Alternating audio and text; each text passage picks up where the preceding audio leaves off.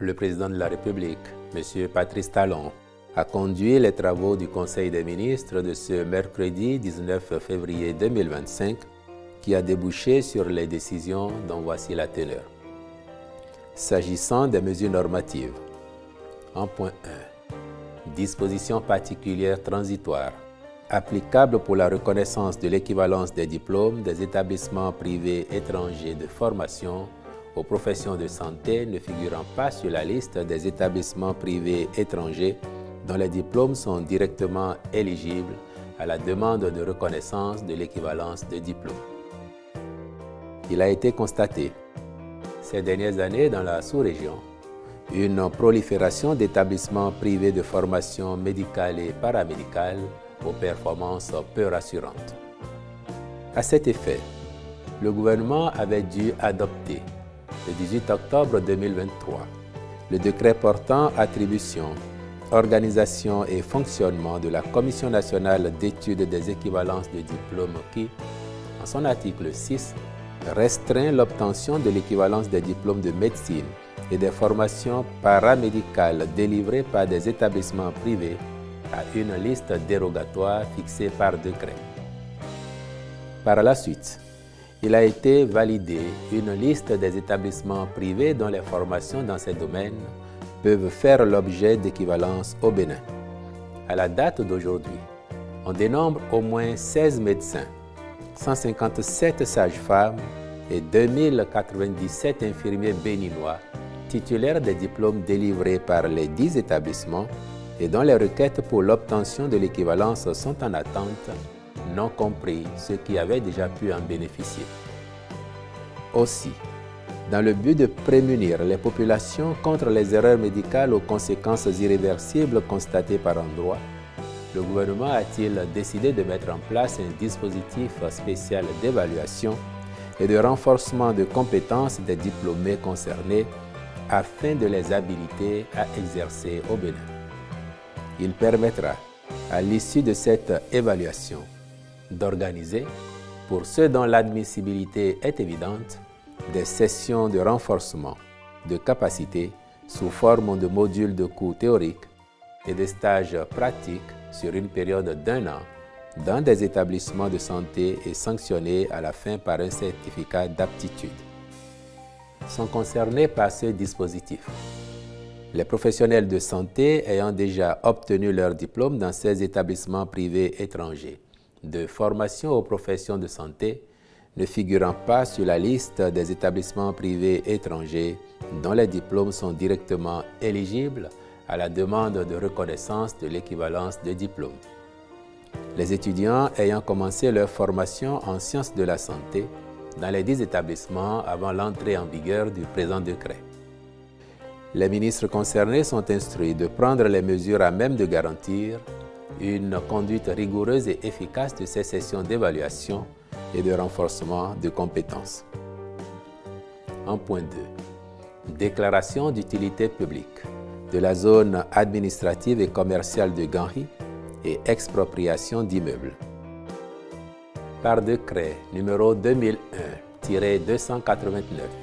du 8 août 2001, un plan spécial d'aménagement du périmètre de Ganri en tant que zone commerciale a été approuvé en Conseil des ministres. Ainsi, seules les infrastructures immobilières destinées à cette fin devraient désormais se trouver dans cet environnement. Ultérieurement, le décret numéro 2021-588 du 10 novembre 2021 portant déclaration d'utilité publique du périmètre défini a élargi l'affectation aux immeubles à usage administratif. Mais il se trouve que l'aire concernée regorge de maisons d'habitation mal entretenues, d'installations industrielles vétustes, d'immeubles abandonnés, inachevés, délabrés et totalement incommodes, compromettant ainsi la vocation à elle destinée. C'est dans cette même zone qu'est implantée une cimenterie dont les activités sont une source importante de pollution atmosphérique compte non tenu du trafic élevé de camions causant de sérieuses dégradations des rues avoisinantes. C'est ce qui justifie le renouvellement des termes du décret numéro 2021-588 du 10 novembre 2021 pour parvenir à un aménagement total et convenable de cet espace. En conséquence, dans le cadre de son assainissement, il est prévu de faire respecter par les propriétaires ou présumés propriétaires d'immeubles les prescriptions d'urbanisme et d'architecture prévues dans la zone.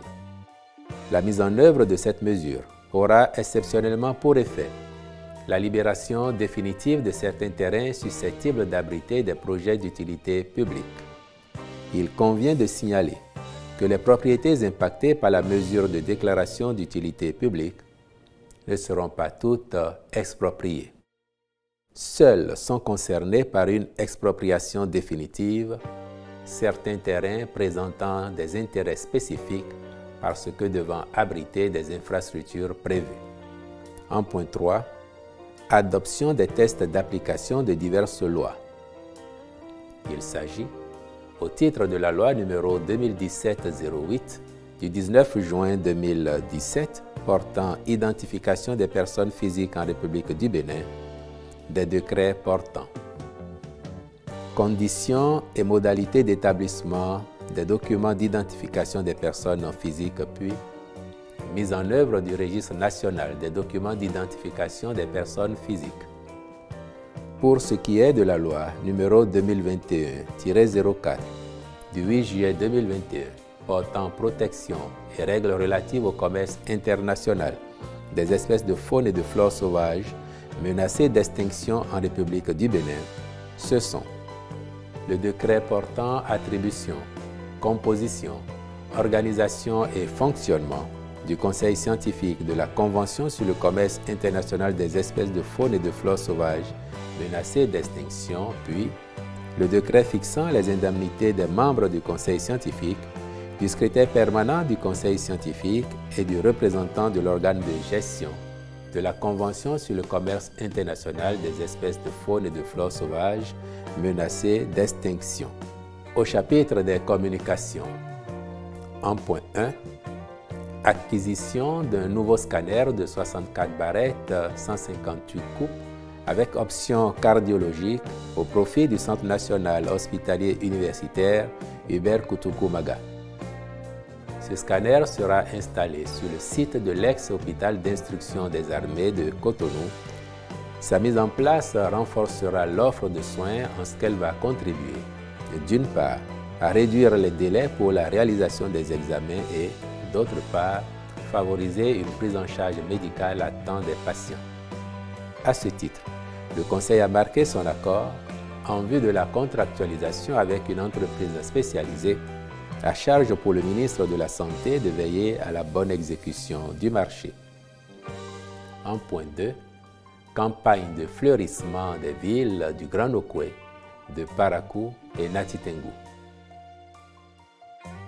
Dans la logique de l'engagement du gouvernement à améliorer durablement le cadre de vie des populations et à préserver l'environnement sur le plan national en promouvant des villes assainies, propres et attrayantes, le présent projet a pour objectif l'embellissement de l'espace urbain, la promotion de la biodiversité, la création d'espaces verts et la lutte contre les effets du changement climatique.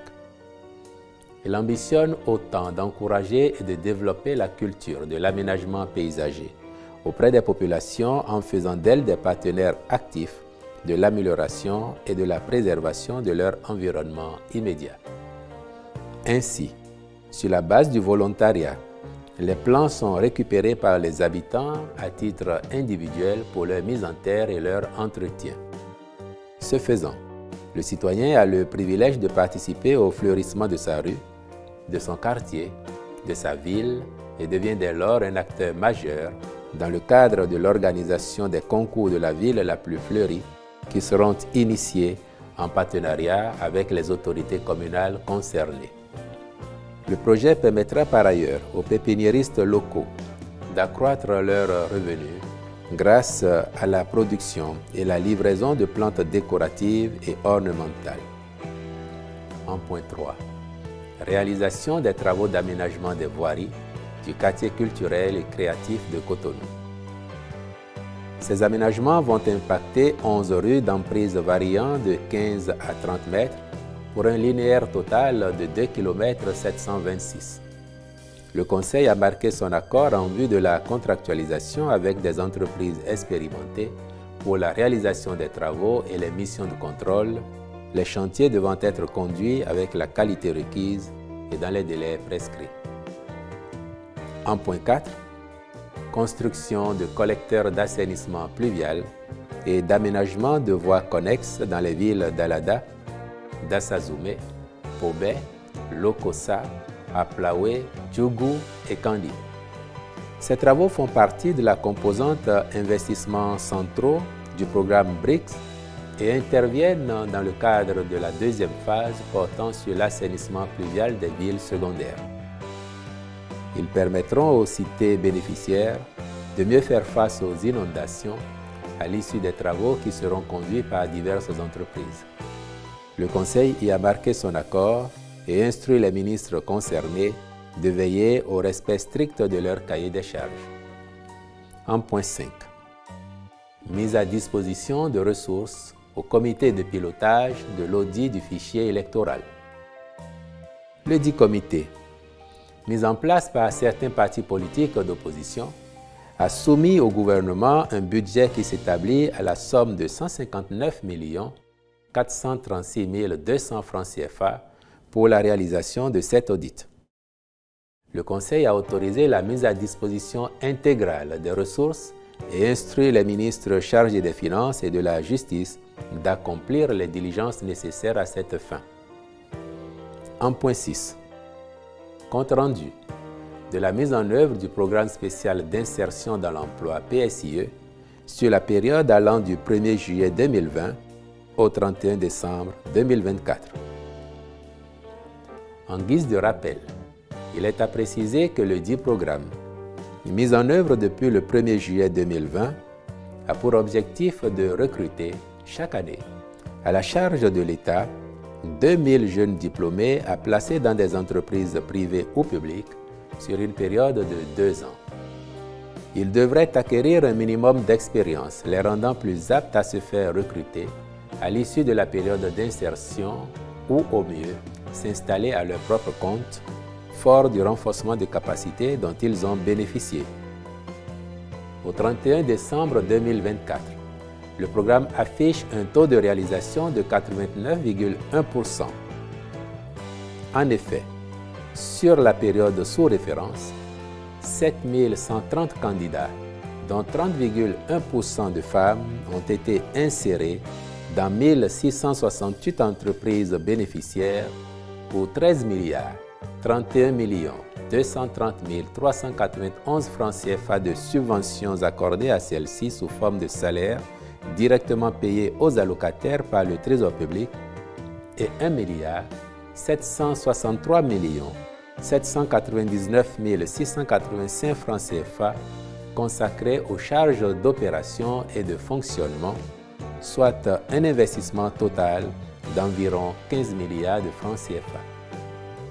Par ailleurs, l'enquête effectuée en juin 2024 sur l'itinéraire professionnel des candidats à l'emploi insérés dans les entreprises révèle un impact significatif du programme sur l'employabilité et le revenu des bénéficiaires. Ainsi, sur l'ensemble de ceux d'entre eux arrivés au terme des 2 ans prévus au contrat du programme, 68,63% sont maintenus en emploi, à raison de 55,69% dans l'emploi salarié et 12,94% convertis dans l'emploi indépendant. Malgré ces résultats encourageants, force est de constater que les profils des demandeurs d'emploi ne correspondent pas souvent aux besoins des entreprises. En réalité, pour 63 728 candidats à l'emploi inscrits et éligibles, 15 501 postes étaient demandés par les entreprises et publiés sur la plateforme du PSIE. Il en découle que n'eussent été les difficultés liées à l'inadéquation des profils des postulants, les performances auraient pu être meilleures.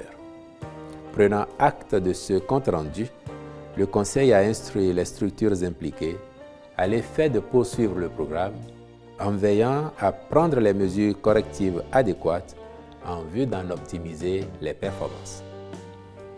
Au chapitre des rencontres et manifestations internationales, il a été autorisé l'organisation des journées scientifiques de l'imagerie médicale à Grand Popo du 20 au 22 février 2025.